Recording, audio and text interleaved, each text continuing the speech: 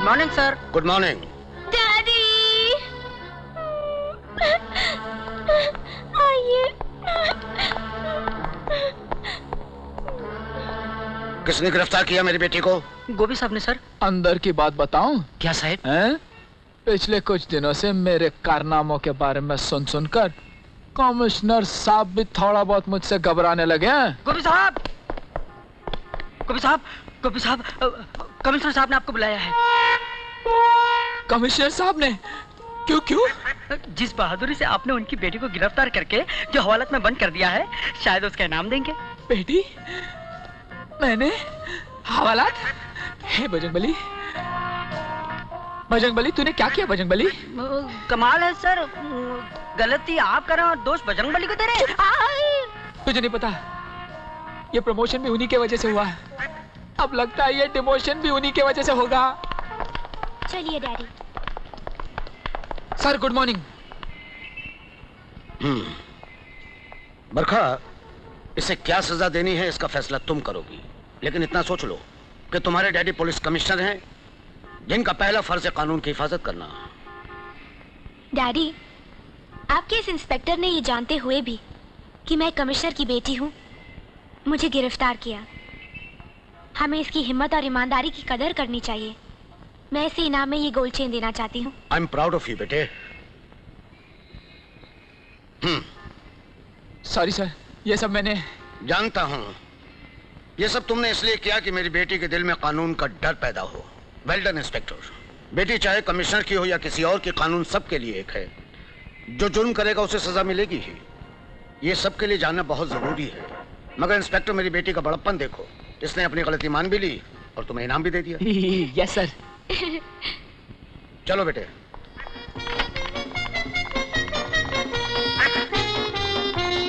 बैठे sir. Madam sorry.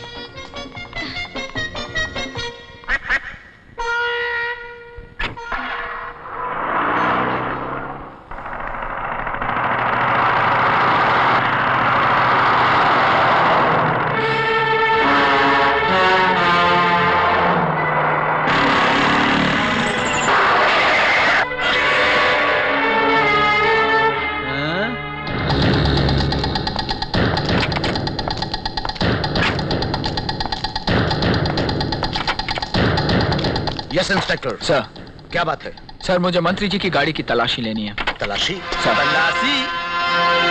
किसकी गाड़ी की तलाशी लेने की बात कर रहे हैं इंस्पेक्टर? हमारी रोशनलाल हिमायती की गाड़ी की। हम मंत्री हैं, मंत्री। हमें बेइज्जत करने की कोशिश है। लगता है इस वर्दी से तुम्हारा जीभ भर गया रे। गोपी, मंत्री जी से माफी मांगो। मेरी इंफॉर्मेशन के मुताबिक मंत्री जी ब्लाइंड स्कूल के उद्घाटन के बहाने गैर कानूनी सामान पहुंचाने जा रहे हैं। मुझे पता चला है कि वो देश की सेवा करने के बजाय देश के गद्दारों की सेवा करते हैं। न करियो इंस्पेक्टर, न करियो। हम पे गलत इल्जाम लगाने की कोशिश न करियो, समझा? मंत्री जी, इसे तलाशी लेने दीजिए। क्या बात कर रहे हो कमिश्नर? क्या तुम भी हम पे शक कर रहे हो? शक मुझे नहीं मंत्री जी, ऑफिसर को है। और आप तो शरीफ आदमी हैं। शरीफ आदमी को तलाशी का क्या डर? तसल्ली कर लेने दीजिए इसे।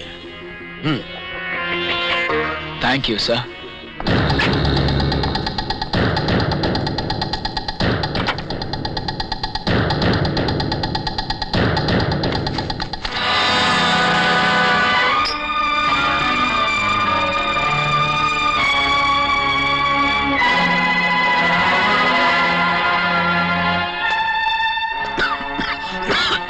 ये क्या है मंत्री जी? हमको कुछ नहीं पता है कमिश्नर साहब, मेरे को कुछ नहीं पता है। मुझे भगवान की कसम, मुझे इस देश की कसम, मुझे कुछ नहीं पता है। मुझे ऐसा लगता है कि हमको बदनाम करने के लिए अपोजिशन की ये साजिश है। लेकिन हम ये साबित कर दूंगा कि इस माल के साथ हमारा कोई ताल्लुक नहीं है। आपको जो कुछ भी साबित करना है अदालत में साबित कर दीजिएगा। फिलहाल आप मेरे साथ पुलिस स्टेशन चलिए। आपने मुझे बुलाया सर? हाँ, तुम्हें तो पता चल चुका होगा कि डिपार्टमेंट ने तुम्हारी तरक्की कर दी है। Thank you sir. इसमें शुक्रिया की कोई बात नहीं है। तुम काम ही इसी लायक कर रहे हो। लेकिन हमें तुमसे एक काम और भी है। वो क्या सर? हम चाहते हैं कि तुम हमारी बेटी से प्यार करो। व्हाट? ये आप क्या कह रहे हैं सर? क्या तुम्हें मेरी बेटी पसंद नहीं? वो बात नहीं है सर। तो आखिर बात क्या है? तुम तो ये तुम थी। बात बदलने की कोशिश मत करो और जल्दी जवाब दो, वरना मैं तुम्हारी जान ले लूंगी। You love me ना? Say you love me.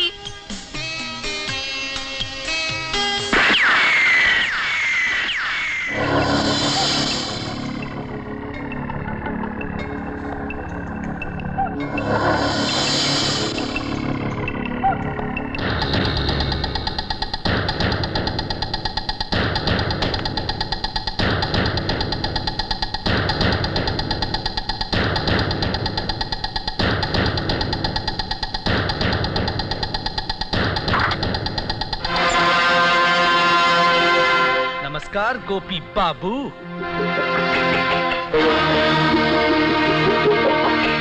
इतना चौंकने की जरूरत नहीं है। आप क्या समझते हैं कि आप हमें जिंदगी भर जेल की सलाखों के पीछे सड़ाएंगे? ना मुन्ना ना ना। हम जैसे मंत्रियों की पहुंच तो बहुत ऊंची कुर्सी तक होती है। हाँ, आपको हम जिंदगी भर जेल की सलाख में सड़ा सकते हैं। Yes mister Kishan.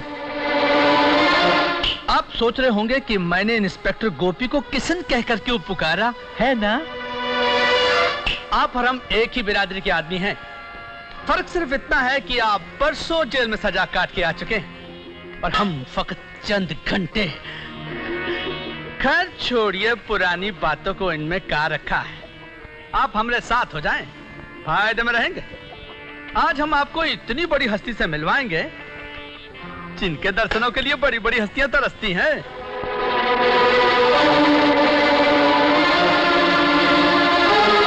सोचने में इतना समय ना बर्बाद करें, कहीं वो कमिश्नर साहब को फुनवा करके आपकी असलियत ना बता दे। इसलिए जरा जल्दी करें, समझा मुन्ना?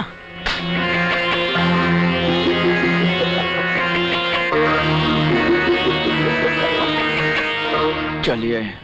माफ कर दीजिए सावंत साहब, गलती हो गई, बस एक बार माफ कर दीजिए प्लीज। हमारे डिक्शनरी में माफी नाम का कोई लफ्ज नहीं है शंभू। सावंत साहब मुझे माफ कर दीजिए, गलती होगी प्लीज।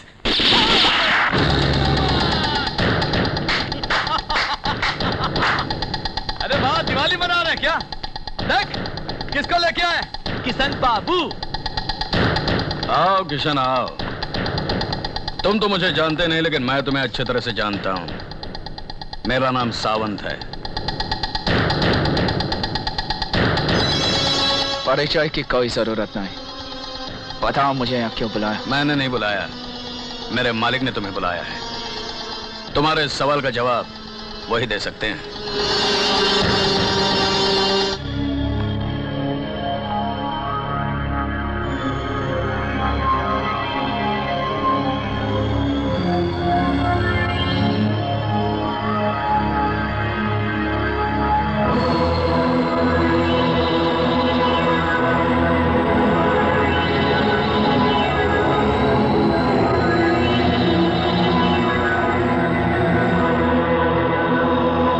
हेलो किशन भाई, तुम्हें देखने के लिए आंखें तरस गई हमारी।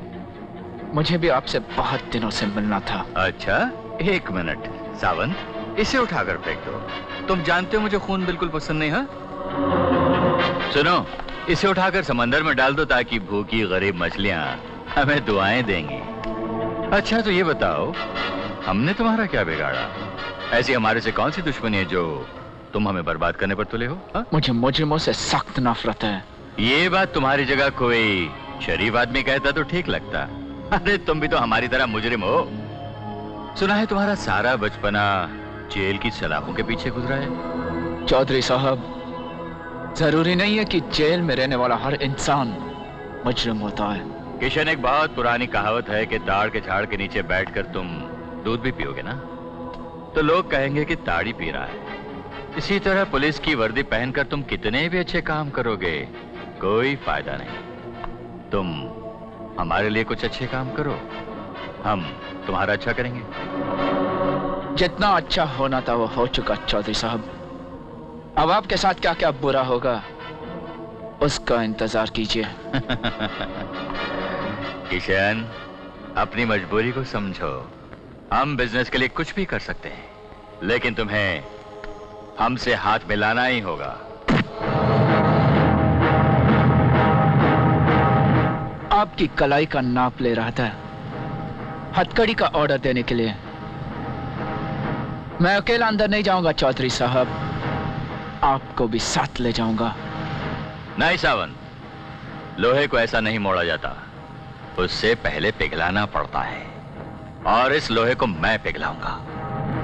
तुम 24 घंटे के अंदर अंदर मुझसे हाथ मिलाने के लिए खुद आओगे। किशन, अभी तुम बच्चे हो, क्योंकि जुर्म के मामले में मैं तुम्हारा बाप हूं।